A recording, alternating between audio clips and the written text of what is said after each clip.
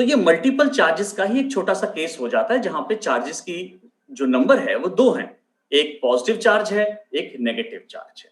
तो यहां जब हम दो चार्जेस की वजह से जब इलेक्ट्रिक फील्ड कैलकुलेट करते हैं तो हम डाइपोल, इलेक्ट्रिक डाइपोल, उसमें कंडीशन क्या है, दोनों का मैग्नीट्यूड सेम होना चाहिए और नेचर ऑपोजिट होने चाहिए। ऐसा नहीं है कि दो पॉजिटिव चार्ज आप ले लोगे तो सेम चीज हो जाएगी, नहीं, आपको एक पॉजिटिव लेना होगा और एक नेगेटिव लेना होगा, मैग्नीट्यूड सेम रखना होगा। ऐसे केस में जो डाइपोल है उसमें हमारे सिलेबस में दो अलग अलग पॉइंट्स पर इलेक्ट्रिक फील्ड कैलकुलेट करने के लिए कहा गया है, जो हमारे सिलेबस में एज पर सीबीएसई सिलेबस है। वो जो दो पॉइंट है वो एक पॉइंट एक्सियल लाइन पर होता है और दूसरा इक्वेटोरियल लाइन पर होता है। अब ये एक्सियल और इक्वेटोरियल लाइन क्या होती है पहले उन्हें समझ लेते हैं। देखिए, एक्सियल लाइन होती है a line joining the centers of two charges of electric dipole, and if you extend it on either side you will get the axial line। Figure में देखिए आप, ये माइनस चार्ज है, ए पॉइंट पर रखा है, बी पॉइंट पर positive charge रखा है। अब आप इसको लाइन ज्वाइन करो, आप इनको, इस लाइन ज्वाइनिंग को अगर आप एक्सटेंड करते हो, लेफ्ट हैंड साइड में बढ़ा रहे हो, राइट हैंड साइड में बढ़ा रहे हो, और इस पूरी लाइन को एक्सियल लाइन कहते हैं। तो इस पूरी लाइन, इस एक्सियल लाइन में कहीं भी आप एक पॉइंट सेलेक्ट कर लीजिए, that is any point on the axial line. Derivation की जो हेडिंग है वो देखिए, हम जो डिराइव करने जा रहे हैं वो क्या है, we have to find electric field. हमें इलेक्ट्रिक फील्ड पता लगानी है, कहां पर, एक्सियल लाइन पर, इस लाइन पर जो आप देख रहे हो, ए बी को ज्वाइन करने वाली लाइन है, एक्सटेंडेड लाइन है, उस पर कोई भी एक पॉइंट है, suppose see, in that figure, see हमने इस फिगर में माना हुआ है, वो एक पॉइंट है जो एक्सियल लाइन पर रखा हुआ है, वहां हमें इसका कैलकुलेट करना है कि इलेक्ट्रिक फील्ड कितनी है। तो कैसे कैलकुलेट करेंगे, सबसे पहले इसका आप ये जानिए कि कैलकुलेट करने का मैकेनिज्म क्या होगा। When we are finding the electric field intensity at any point due to electric dipole, you have to calculate by adding the electric field intensity at that point due to both charges। दोनों charges की individual electric field calculate करोगे आप उस point पर। पहले आप एक charge के लिए करोगे, फिर आप दूसरे चार्ज के लिए करोगे। सपोज आप पहले नेगेटिव के लिए कर रहे हो, उसको कैलकुलेट करो, फिर आप पॉजिटिव के लिए कैलकुलेट करो, और उसको फिर वेक्टरली आए, वेक्टर सम करो आप उसका, और जो आंसर आएगा वही होगा net electric field at that point. तो चलिए पहले इस डेरिवेशन के पैरामीटर्स को देख लेते हैं। Here on the screen you can see there are two charges, minus q and plus q, separated by distance 2a, as we discussed। 2a क्यों लिया, you can see in this derivation ab 2a separated है, vacuum में हम imagine कर रहे हैं, हम कोई मीडियम यहाँ पे नहीं रख रहे हैं, हम मान के चल रहे मीडियम नहीं है। देखिए p वेक्टर की डायरेक्शन क्या होगी, सबसे पहले तो आप ये देखो p वेक्टर कहां जाएगा, p वेक्टर जाएगा माइनस नेगेटिव चार्ज से पॉजिटिव वाले चार्ज की तरफ। तो आप देख सकते हो p वेक्टर की डायरेक्शन क्या होगी, राइट साइड। अब हम एक चीज यहां पे इमेजिन कर सकते हैं, हम कंसीडर कर रहे हैं यहाँ पे दो चार्जेस हैं और 2a का डिस्टेंस है। इस पूरी एक्सियल लाइन को ना एक नाम दे देते हैं जो हमारा पहले से जानते हैं, चिर परिचित, हम पहले से उसको जानते हैं, एक्स एक्सिस है ना, जो आप बहुत आसानी से आप अपनी सेकेंडरी क्लासेस से जब आप पढ़ते आ रहे हैं, जब कि एक्सिस होती है वाई एक्सिस, एक्स एक्सिस, तो हम इस लाइन को, हॉरिजॉन्टल लाइन को सिंपली एक्स एक्सिस मान लेते हैं। ओरिजिन ओ है, हम ओरिजिन ओ से शुरू करते हैं, तो p वेक्टर की डायरेक्शन कहां जाएगी, towards right side, that is I cap. So p vector we can write 2aq, the magnitude, and direction is towards right, that is towards I cap, that is I cap, along the x-axis, positive direction of the x-axis. When we are moving in the positive direction of x-axis, in the towards positive x-axis, the symbol should be taken as I cap. So p vector is I cap. Now,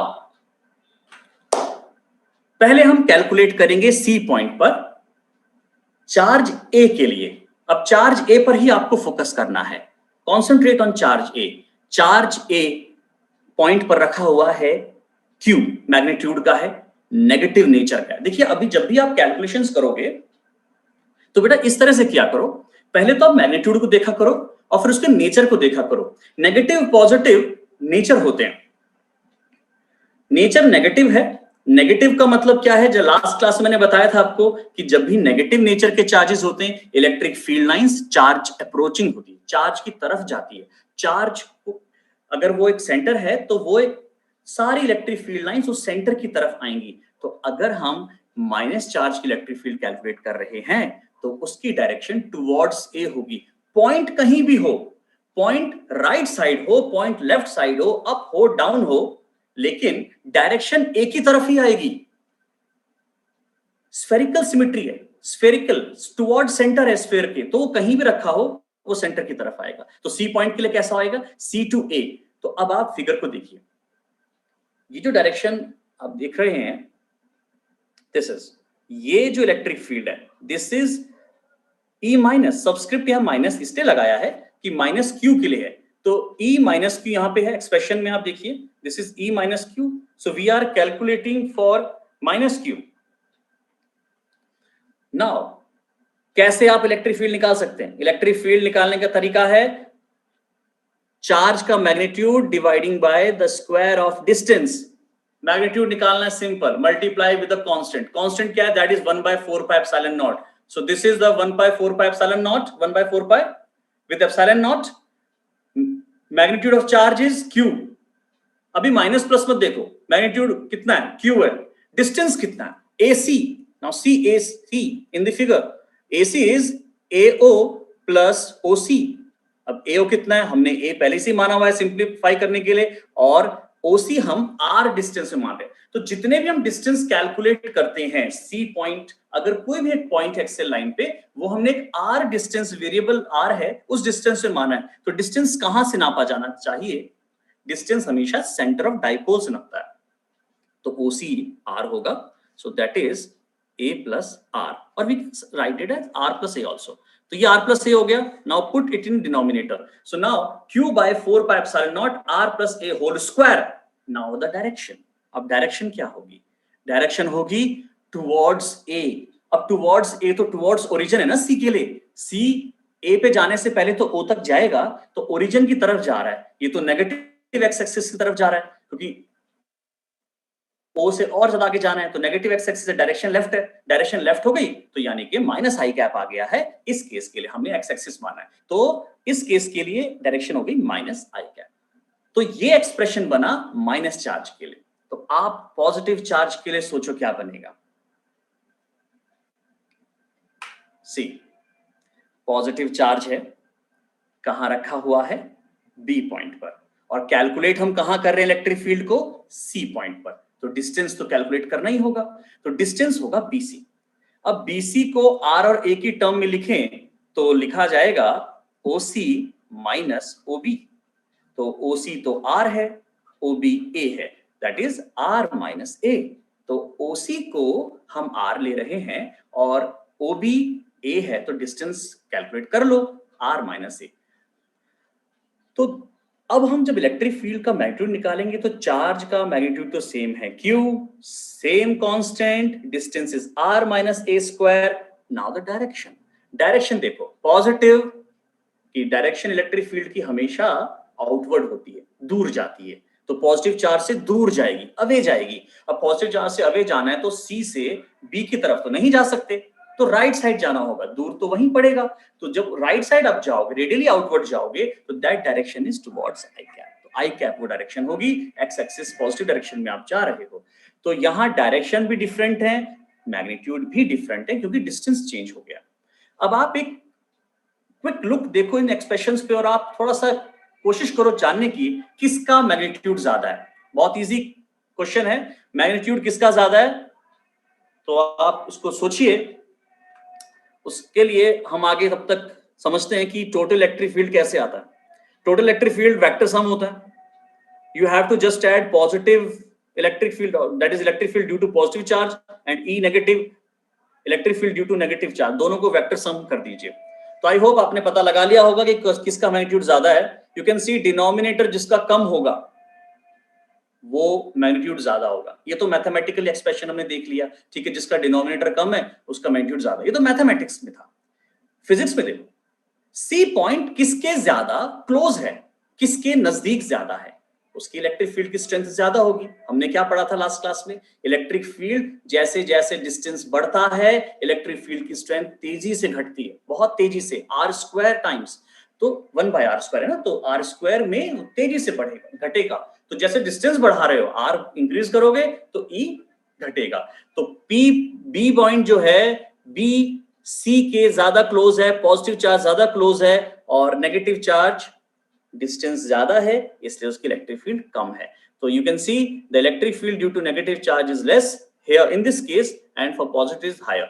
यहाँ पे ये comparison हम तभी कर पाए हैं जब हमारे न्यूमरेटर्स इक्वल हैं, क्यू क्यू। अगर अलग अलग चार्जेस होते तो चार्ज का मैग्नीट्यूड भी कंसिडर करना होता है, पर अभी इस केस में चार्जेस का मैग्नीट्यूड तो सेम है, तो डिस्टेंस से आप कैलकुलेट कर सकते हो। Now proceed on the next step. अब अगर आप दोनों को कैलकुलेट करो, ऐड करोगे, तो what you will get, expression बनेगा नेगेटिव के लिए तो -q 4πε, क्योंकि नेगेटिव डायरेक्शन थी, -i कैप था, तो हमने i कैप को कॉमन रखा है। You can C from the last slide,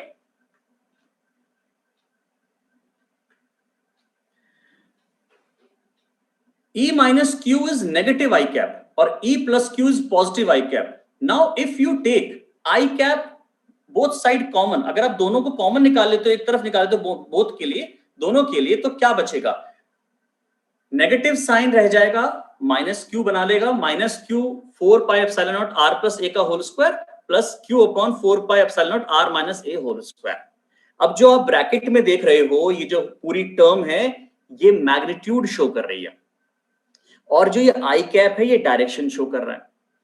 अगर इस केस में होगा या नहीं होगा वो हम बाद में डिस्कस करेंगे, लेकिन अगर कभी मान लो ये न्यूमेरिकल, अगर आपका नंबर्स पुट करने होते और ये ब्रैकेट बाय चांस नेगेटिव आ जाता, सपोज अगर ये ई एक्सीएल अगर -2 आई कैप हो जाता, तो आप इसको -2 आई कैप ना लिख के ऐसे लिखते 2 - आई कैप। तो ध्यान रखना, जब भी आप स्केलर लिखते हो, स्केलर पार्ट में नेगेटिव नहीं शो करना है, और जितना भी नेगेटिव पार्ट है वो आपको डायरेक्शन के पास ले जाना है, ताकि आपको डायरेक्शन का पता लग सके। तो मैग्नीट्यूड का मतलब होता है पॉजिटिव क्वांटिटी, सिर्फ मैग्नीट्यूड। लेंथ, जब हम डिस्टेंस की बात करते हैं तो वो पॉजिटिव होती है, और वही लेंथ अगर डिस्प्लेसमेंट के फॉर्म में हो तो वो पॉजिटिव नेगेटिव दोनों हो सकती है। बस वही चीज ध्यान रखनी है कि अगर आपके इस ब्रैकेट में नेगेटिव आ गया तो आपको उस नेगेटिव को डायरेक्शन पर ले जाना होगा। कम टू दिस एक्सप्रेशन, अब इसको सॉल्व करेंगे, आप आसानी से सॉल्व कर सकते हैं। 4πε कॉमन ले लो और q कॉमन ले लो। जब आप इसको सॉल्व करोगे you will get this expression, q common निकल गया, 4πε0 भी कॉमन है, अंदर क्या बचा ब्रैकेट में -1 अपॉन r प्लस a का whole square plus 1 upon r minus a का होल स्क्वायर। इसे कैलकुलेट करना एक 9th स्टैंडर्ड के सम की तरह है, इसे आप कैलकुलेट करो, मैं आपको फाइनल आंसर बता देता हूं। तो जब आप इसको सॉल्व करोगे तो you will get this one. तो E एक्सीएल आ जाएगा 1/4πε0 4AQR r square minus a square denominator में है, होल स्क्वायर के साथ। अब अगर डायरेक्शन की बात करें तो वो डायरेक्शन है आई कैप, और हमारा ये जो क्वांटिटी है ये प्योर पॉजिटिव है। देखो ये जो हमारी क्वांटिटी है जो अभी मैंने ब्रैकेट में लिखी है वो प्योर पॉजिटिव है, तो इसका मतलब ई एक्सीएल की जो डायरेक्शन है वो इस वक्त आई कैप में है, यानी आई कैप यानी टुवर्ड्स राइट साइड जाएगी। और आप देख सकते हो डोमिनेंस ऑफ पॉजिटिव चार्ज, तो यहाँ डोमिनेंस ऑफ पॉजिटिव चार्ज दिख रहा है यहाँ पे, इसीलिए राइट साइड जा रही है। नाउ अब हमें डाइपोल मोमेंट को इंट्रोड्यूस करना है, तो 4AQR को तुम क्या लिख सकते हो, 2AQ को अलग कर लो, 2 चला गया, AQ जा चुका है, तो क्या बचेगा 2R अलग से बच जाएगा। तो ये वाला एक्सप्रेशन आप यहां पर तैयार करेंगे एंड यू विल सी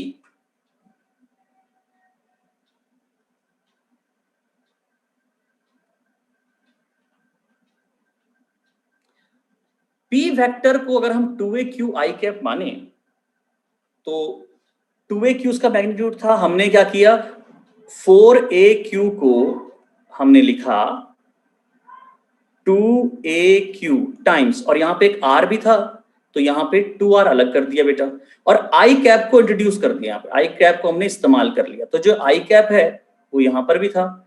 सो अब 2AQ और आई कैप ये कंबाइन होके मल्टीप्लाई होके P वेक्टर बन जाएंगे। तो 2aq i कैप, क्योंकि यहां पर डायपोल मोमेंट की डायरेक्शन में पहले डिस्कस कर ली थी, टुवर्ड्स राइट है i कैप में, तो p vector is 2aq i cap. Now you can replace this 2aq i cap by p vector and this expression is the final expression. ये expression आपके derivation का final expression है. Axial line पर electric field 1/4 pi epsilon not 2r r² - a² whole square p vector आती है. तो इसका मतलब एक्सेल लाइन पर जो इलेक्ट्रिक फील्ड होती है वो हमेशा r कुछ भी हो, अब r कुछ भी हो क्योंकि देखो इस पे होल स्क्वायर लगा है तो हमेशा पॉजिटिव आएगा.